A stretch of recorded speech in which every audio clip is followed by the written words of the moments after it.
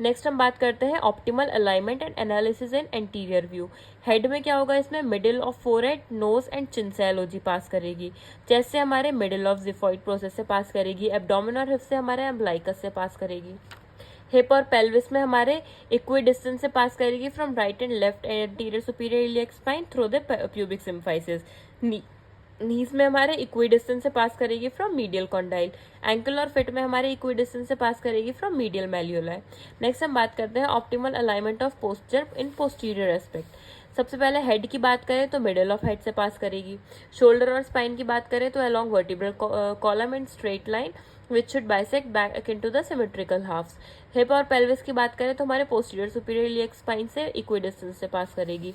नीज में हमारे medial joint aspect से इक्वी डिस्टेंस से पास करेगी। एंकल और फीट में हमारे मीडियल मैल्यूलाई के इक्वी डिस्टेंस से पास करेगी। नेक्स्ट हम बात करते हैं फ्रंटल प्लेन में हमारे क्या क्या डेविएशन देखने के लिए मिलेंगे। तो फुट और टोज में हमारा पीस प्लानस और पीस कैवस देखने के लिए मिलेगा। पीस प्लानस को हम फ्लैट फुट कहते हैं। इसमें क्या होता है हमारा, जब when one malleoli appears more prominent or lower than other and calcaneal eversion is present, तो it is possible that common foot flat foot या फिर piece planus में भी present। इसे हम कैसे कैरेक्टराइज करते हैं, बाय इसमें हमारी मीडियल आर्च जो होती है वो या तो कम हो जाएगी या फिर बिल्कुल रिड्यूस हो जाएगी, रिजिड और फ्लेक्सिबल। पीस कैवस में क्या होता है, हमारा मीडियल लॉन्गिट्यूडनल आर्च जो है फुट की वो कम होने की जगह और ज़्यादा हाई हो जाएगी। इसको हम पीस कैवस कहते हैं। ये हमारी ज़्यादा स्टेबल पोजीशन होती है देन फ्लैट फुट। नेक्स्ट है हमारा नीज में। नीज में बात करें तो हमें इसमें जीनो वेलगम, नॉक नीज जिसे हम कहते हैं, या फिर जीनो वैरम देखने के लिए मिलेगा। ये हमारा वो कंडीशन होती है इसमें mechanical axis of lower extremities are displace laterally. कुछ इस तरह से हमारी लेटरली डिस्ट्रीब्यूट हो जाएंगे हमारी लोअर एक्सट्रीमिटी, और इसमें क्या होता है हमारे वाइडली सेपरेट हो जाते हैं। ये जैसे हमारा नी जॉइंट है ये हमारे वाइडली सेपरेट हो जाएंगे जीनो वैरम में, इसे हम बोल लेग्स कहते हैं। नेक्स्ट वर्टिब्रल कॉलम की बात करें तो इसमें हमें स्कोलियोसिस देखने के लिए मिलेगा।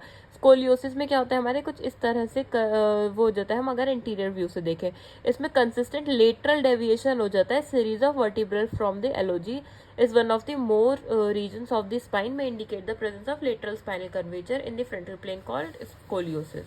नेक्स्ट हम बात करते हैं analysis of sitting posture. Sitting को हम बहुत ज़्यादा कॉम्प्लेक्सली हम डिफाइन करते हैं। Then standing, the same gravitational movement as in standing posture must be considered.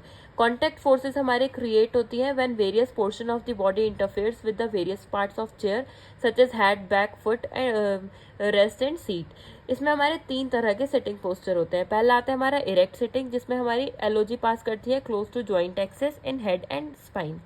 स्लम्प्ड posture आता है हमारा कुछ इस तरह से होता है, जिसमें हमारी एलओजी पास करती है एंटीरियर टू जॉइंट एक्सेस।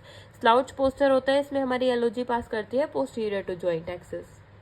हमारा एक फ्लेक्शन रिलैक्सेशन फिनोमिना होता है, जिसमें क्या होता है हमारी मसल एक्टिविटी को वो हेल्प करता है स्लाउच पोस्चर में कि हमारी मसल एक्टिविटी कम हो जाए। Then active erect posture, muscles हमारी muscle activity help in sitting posture. कौन कौन सी मसल्स हमारी सिटिंग पोस्चर में हेल्प करती है?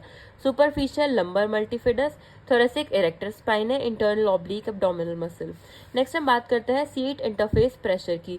कॉन्टैक्ट फोर्सेस हमारे प्रेजेंट होते हैं बिटवीन बॉडीज पर्सन और सीट में, इसे हम सीट इंटरफेस प्रेशर कहते हैं। इसको हम कैसे मेजर करते हैं? By sensory containing mats. The measurements help to prevent pressure source.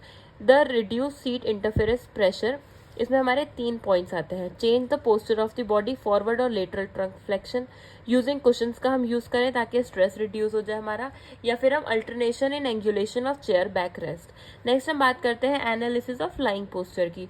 तो हमारे इंट्राडिस्कल प्रेशर हमारा लेस होता है during lying posture than standing. कुछ हमारे प्रेशर रिड्यूस करता है मैट्रेस सर्फेसिस को, जैसे कि फोम, एयर, गैस, वाटर या जेल का यूज करें तो। कुछ प्रेशर रिलीविंग हमारे सर्फेसिस होते हैं, जैसे कि मूवेबल सर्फेस होते हैं, यूजुअली पाउडर्ड बाय मोटर और pump, which can alternatively inflated और डिफ्लेट।